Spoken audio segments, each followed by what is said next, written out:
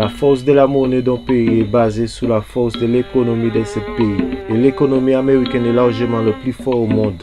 Le système SWIFT est devenu comme une arme pour l'Amérique. Pour des décennies, le commerce mondial est dominé par le dollar. Otep à tous les frères et sœurs, tous les Wayewen. Otep à la famille. C'est ce qu'a pu Soudaya. La question à poser, c'est quoi le plan de la Chine, la Russie et l'Arabie Saoudite pour faire face à la dominance mondiale du dollar américain, surtout quand il s'agit de ventes et achats de certaines commodités comme l'or et pétrole. Et c'est quoi les conséquences que ces pays-là vont subir?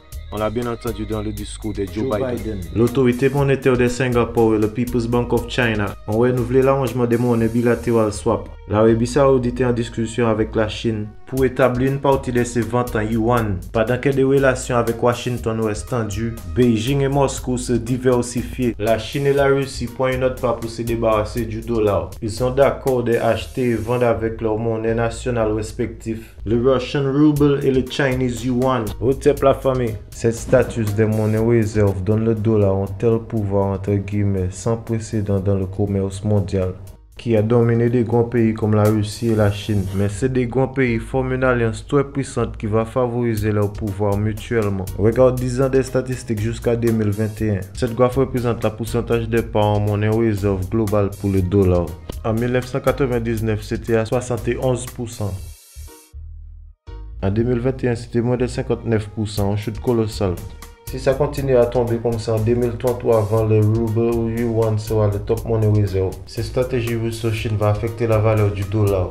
Mais comment le dollar américain a obtenu cette valeur et puissance qui lui donne un statut monopole sur les autres monnaies réserves? Mais comment l'Amérique a convaincu les autres pays de voir le dollar comme le meilleur monnaie réserve de confiance? En 1994, l'Amérique donnait 11 $ pour 35 $. Par exemple, quand la France achète $1 million en or malien, même si le Mali ne faisait pas confiance à la France, imaginons que le Mali est indépendant avec sa propre monnaie. Le $1 million reçu pouvait être échangé encore pour de l'or avec l'Amérique. Comme ils ont garanti la valeur du dollar avec de l'or, vous pouvez faire des affaires avec n'importe quel pays en utilisant le dollar. Avec le dollar, vous pouvez acheter n'importe quelle commodité de n'importe quel pays. En 1971, Richard Nixon a décidé d'enlever ce standard du dollar. Tous les autres pays étaient libres d'échanger avec leur propre monnaie.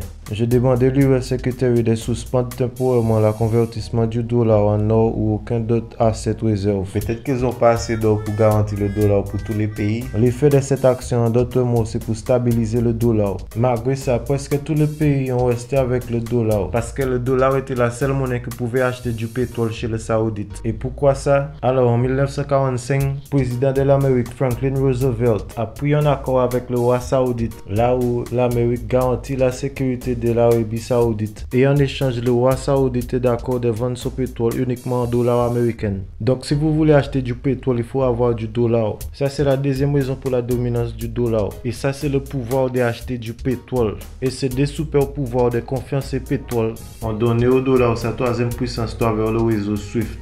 Society for Worldwide Interbank Financial Telecommunication. Et comment le réseau SWIFT fonctionne? Donc si Julius Malema voulait faire une transaction avec Assimi Goïta, le système enregistre un client en Afrique du Sud, Banque de l'Afrique du Sud, Banque US 1, Banque US 2, Banque de Mali et le client malien. Chaque client garde un compte dans la banque de son pays et une autre dans la banque de l'Amérique, là où sa monnaie est convertie en dollars. Si le IFF voulait 50 soldats maliens pour leur service de sécurité militaire pendant un mois, le montant payé en monnaie rwande est transféré sous le compte en Amérique, là où c'est converti en dollars et transféré sous le compte malien. Supposons que chaque soldat coûte 2500 $ américains par un mois par 50 soldats, ça fait 125 000 $. Ensuite, cette somme est transférée aux banques de Mali en monnaie malienne. Major foreign holders of US Treasury securities as of January 2022 in billion US dollars. Traduis cette phrase en Google et dis-moi c'est quoi trillion, c'est la catégorie après le milliard. Le Japon, 1,3 trillion. La Chine en deuxième place garde 1,06 trillion $ américains. En troisième place, c'est le Royaume-Uni. Bien sûr que tout ça c'est des investissements, mais vous pouvez imaginer quel avantage que ça donne à l'Amérique. Dis-moi dans les commentaires. C'est comme ça le système SWIFT fonctionne. Et même qu'en Afrique du Sud et Mali, aujourd'hui plus de 11 000 banques et 200 pays échangent avec les dollars américains.